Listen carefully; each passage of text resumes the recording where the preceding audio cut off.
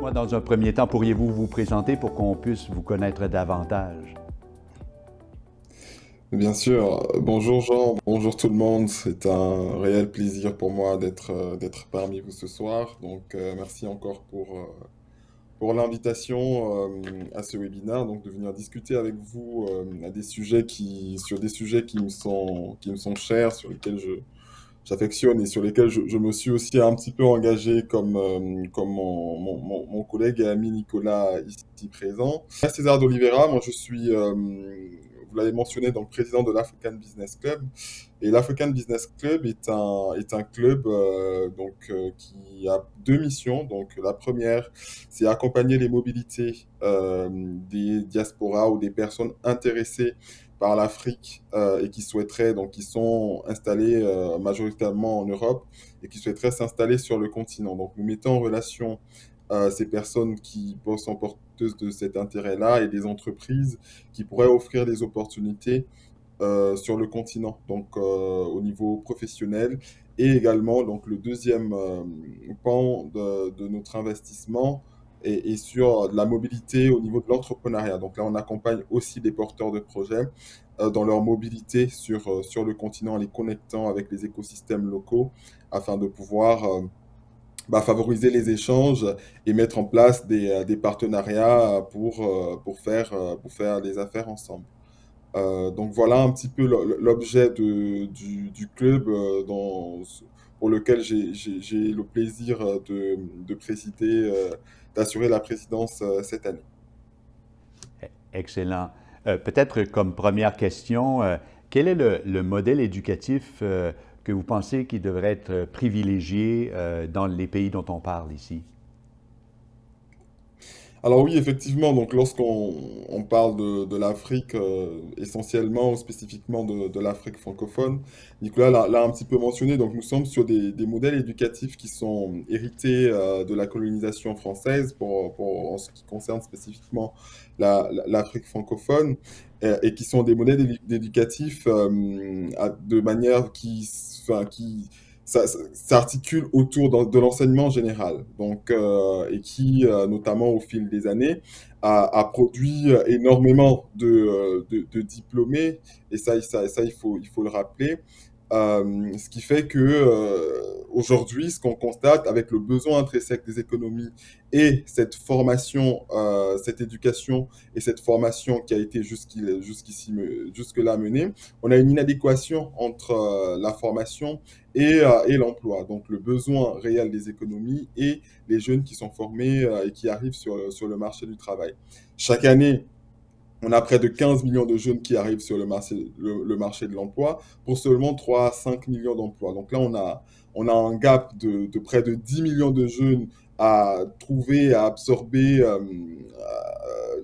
l'emploi chaque année. Et ça représente un défi énorme pour les économies. Et en ce sens, la formation professionnelle et technique est l'une des solutions pour absorber cette formation. Parce que lorsqu'on regarde un petit peu l'écosystème économique des différents pays, on a à peu près 90% des PME qui. Euh, Peut-être qu'avec le African Business Club, là, c'est quoi le rôle que le African Business Club pourrait avoir, par exemple, en relation avec nos membres, là, les collèges et cégeps francophones du Canada? Ok. Merci Jean pour la question et ravi de revenir échanger avec vous.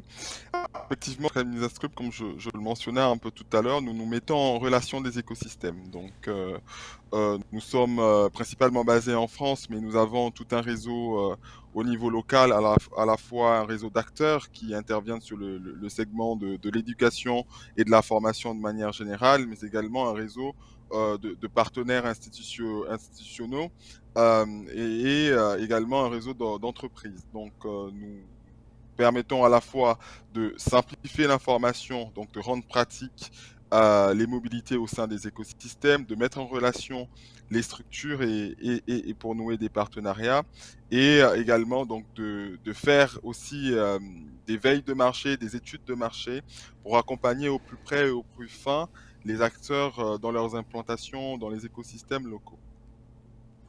Donc, nous agissons principalement au niveau de l'Afrique francophone avec des pays un peu satellites, le Sénégal, la Côte d'Ivoire, un petit peu le Cameroun et le Gabon aussi. Et nous intervenons donc dans ces écosystèmes-là pour favoriser donc cet échange entre les différents acteurs. D'accord. Alors, dites-nous maintenant, parce qu'au niveau des relations d'affaires, c'est important que le réseau économique dans ces pays-là soit en lien, parce que au niveau des collèges, ce qu'on aime bien faire, entre autres, c'est faire un lien entre le secteur privé, entre le collège local et le collège francophone.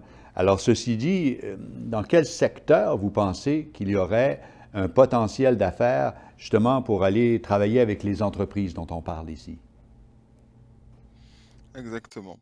Donc, je pense que pour analyser cette question, il faut qu'on se remette aussi un peu dans l'écosystème global de production des pays. Donc, dépendamment des zones ou des pays en particulier, vous avez soit des plans nationaux qui sont établis en termes de développement économique, donc qui permettent véritablement de venir pointer un besoin précis pour un secteur précis ou une filière précise. Heu, Quelques pistes ont déjà été évoquées par mes amis précédemment, donc tout ce qui est agriculture, tout ce qui est énergie, et cetera.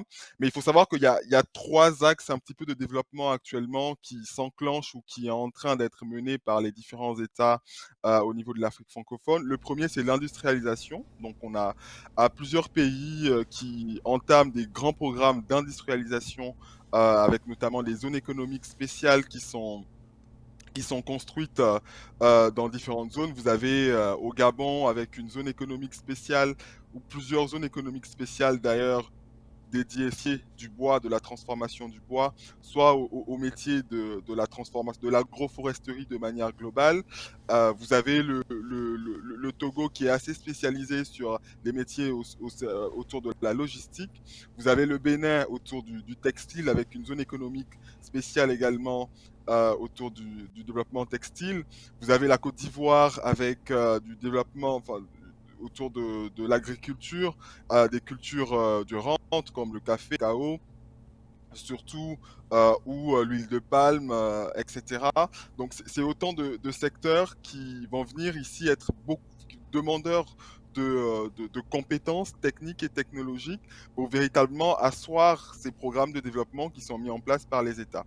Donc là, pour moi, c'est une opportunité intéressante à regarder parce que ça s'inscrit dans la feuille de route de développement États et des moyens sont déployés aussi au niveau local pour accueillir les entreprises afin de mettre en œuvre ces stratégies-là. Donc notamment avec tout ce qui peut être incitation fiscale, partenariat à faciliter au niveau des créations d'entreprises, de la signature d'agréments avec à la fois les secteurs institutionnels mais également les partenaires locaux. Et le deuxième pan également, qu'il faudrait regarder de manière particulière, c'est la digitalisation. Donc, au-delà de l'industrialisation, les économies africaines aussi ont pris à bras le corps, notamment un petit peu en sortie du Covid, euh, les effets de digitalisation des économies, avec un accroissement au niveau des services digitalisés qui, là aussi, demande des compétences techniques et technologiques afin d'adresser aussi ce secteur-là. Donc, pour développer les services à la personne, pour faciliter les services au niveau de l'éducation. Et même là, en termes de digitalisation aussi des formations, donc ça peut aussi être un premier pan avant de rentrer de manière physique dans les écosystèmes, de pouvoir proposer des solutions numériques de formation, à la fois de code pour les jeunes, euh, ou de suivi lié au développement technologique. Donc, tout ce qui va être à la fois sur des logiciels, tout ce qui va être à la fois sur la construction même de ces matériaux techniques qui permettent la digitalisation. Et le dernier pan de ces opportunités, c'est le développement durable, qui là aussi est un véritable champ d'exercice donc sur le continent. On a parlé l'énergie durable tout à l'heure avec les possibilités que peuvent offrir le solaire, les possibilités que peuvent offrir le développement hydraulique. Mais également tout ce que peut offrir donc tous les domaines liés au développement durable. Donc le ramassage de déchets, la transformation des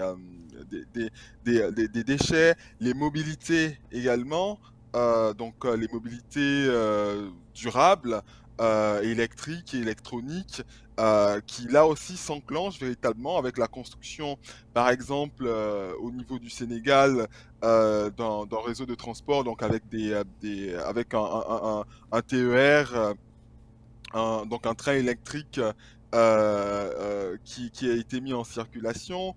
Nous avons au niveau du Bénin et du Togo aussi le développement d'une mobilité douce, donc une mobilité électrique avec des motos qui sont en circulation. À base construit à base des batteries. Donc voilà, on a autant de domaines des fonds possibles d'investissement où il est possible de venir identifier des segments de formation en fonction des feuilles de route des États et notamment de tout ce qui peut être aussi référentiel de métier que mettent en visibilité les États compte tenu de leurs besoins intrinsèques de développement. Donc hormis toutes les opportunités qu'ont déjà présentées mes collègues précédemment.